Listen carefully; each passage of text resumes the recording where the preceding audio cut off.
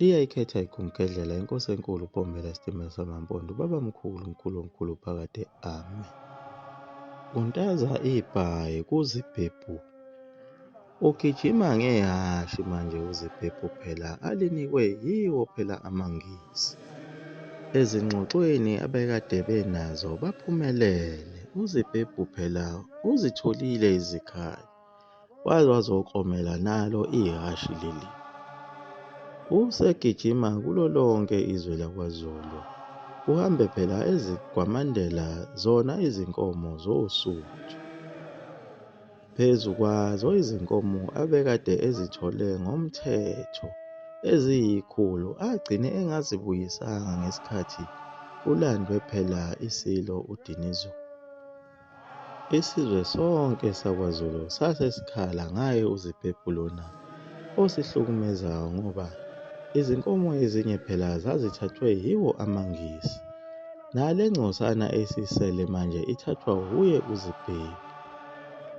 Enye ingxenye yabantu yayisivele isihlakazekile, siwelile uthukela. Yayoziqalela ukufuna imisebenzi kubo phela abelungu.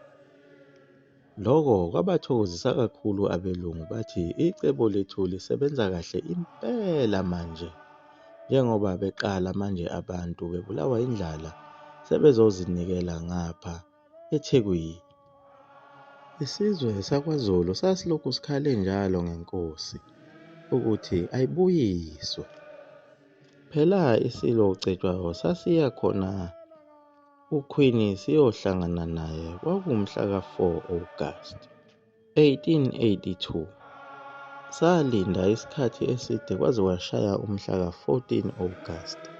Silinde phela yena uQueen njengoba esethe mayifika waphophoza igazi. Maqede wadinwa wathi isilo asiphoselwe izingonyama zimxhoboxhobozele. Kodwa leyo mzamo yehluleka phela ngoba nakhu sekuze kwasa ekuseni isilo siziphilela nje. Lento yabamangaza bonke abelungu bakuleli zwe. Isimanga somuntu. uQueen waziqoqa zonke izincwadi ayezihlale zibhalelwa nguJohn William Colenso. Wacela abasizi bakhe ukuthi bamfundele kahle manje lezi ncwadi ukuze azi kangcono ngalomuntu ongadliwa ngamabhubesi. Bamfundela zonke lezi ncwadi. Kuyilapho abona khona ukuthi usadinga isikhathi eside sokuthi athi ukwazana kangcono nalesi simanga salomuntu osuka ezwenikazi eliyi-Afrika. Kuyilapho kwahlelwa khona umhlangano ukuthi bephinde behlangane naso isilo. Lwaphuma usuku lokuthi behlangane naso isilo. Base besilungisa kahle-ke isilo basigunda nekhanda. Basigqokisa kahle amasudu. Safika isikhathi wafika uQueen. Kwase kuba ngcono-ke ukuphophoza kwegazi. Esegundile Ucetshwayo. Kungenzeka ukuthi base bemdlise vele amabhulakufisi azo izingulube laba ukuze kuthi ukwehla kancane lamandla kaNkulunkulu ayehlezi kuye Ucetshwayo. Kuyilapho abase bexoxa khona-ke naye uQueen ngosizo lakhe phela uTolika. Wabonakala ethokozile kakhulu uQueen ngengxoxo yabo ababexoxa naye Ucetshwayo. Kuyilapho Ucetshwayo afaka khona nesicelo sakhe sokuthi ufisa ukubuyela kubantu bakhe. Lapho ayinkosi khona eyobahola. Lezi ngxoxo zabo zathatha izinsuku eziningi. Sihlale uQueen eza esivakashela isilo esejatshuliswa nje nawukusibona exoxe naso. Okwatholwa uQueen kuyo lenkosi enguCetshwayo wabona ukuthi kwakuyinkosi eyayinomoya omuhle kakhulu. Futhi inobuhlakani, wayithanda kakhulu lenkosi, wayibambezela. Ejabulela ukuhlala nayo lenkosi. Ekugcineni waze wavumelana nayo inkosi lena ukuthi akayidedele ibuyele ezweni lakubo.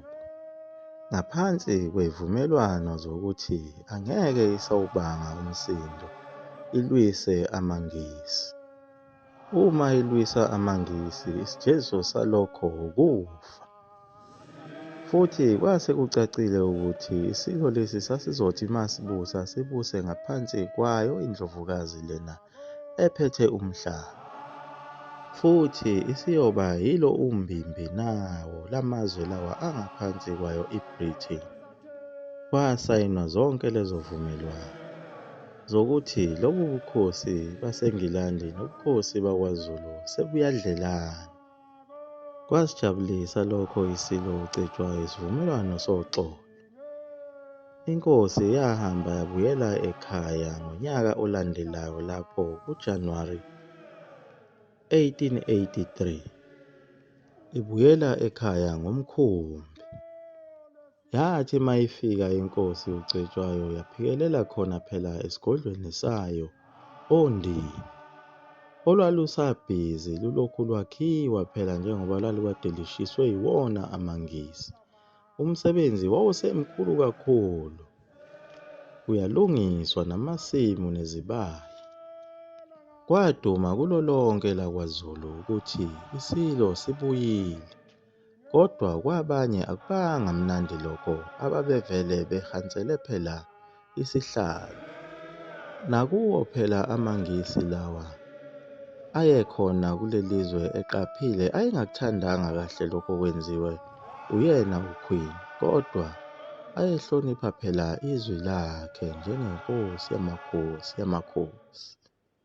Inkosi iwumfazi, sasisho njalo Ucetshwayo isilo.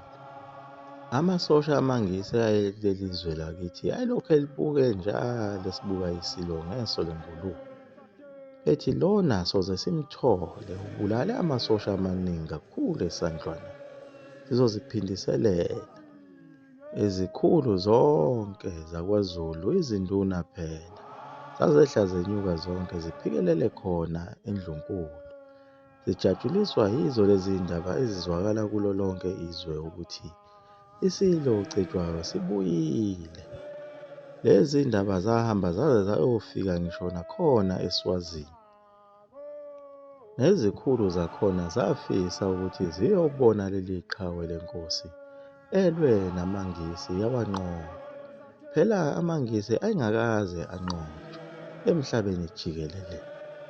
Isizwe samaZulu kuphela esakwazi ukulwa namaNgisi sawanqoba. Omame nezintombi bebethwele phela izipho nazo zonke izinhlobo zokudla bephikelele khona eNdlunkulu. Phela inkosi yayifike ngayo inyanga yomkhosi wokweshwama, umkhosi woselwa lona like lakhuluma ngawo eGumgedlela kumaphathi adlule. Yize noma ukudla kwakukuncane, kodwa abantu babepatanisile ukuthi befike nakho eNdlunkulu. Naye uZwibhebhu lona wayeseyizwile leyo ndaba. Isilo Ucetshwayo basixoxela konke kwakwenziwa umfowabo uZibhebhu okubi bokuhlasela uSuthu. Kanti naye uZibhebhu wake wayenza imizamo yokusondela kuso isilo. Ngesikhathi kufike phela izikhulu, kodwa wasibona isilo sengathi simncisha amehlo. Wanyamalala lapho wabona ukuthi kukhulu esesikwazi isilo. Akazange uZibhebhu alithole ithuba lokuchaza ukuthi yonke lempi yayikade iqale kuphi. Asazi noma uZibhebhu wayethunywe yiwo yini amaNgisi ukuthi azohlola ukuthi kwenzakalani esigodlweni. Waphenduka kanjalo-ke uZibhebhu waba yisitha soSuthu. Abaphindanga bahlangana naye umntwana uCetshwayo.